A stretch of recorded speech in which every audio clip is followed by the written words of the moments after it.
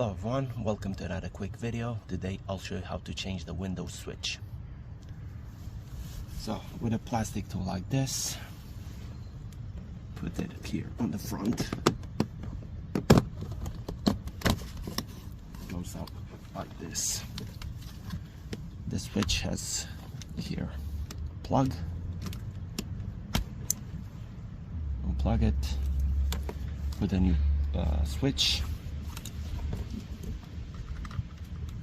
plug it back in,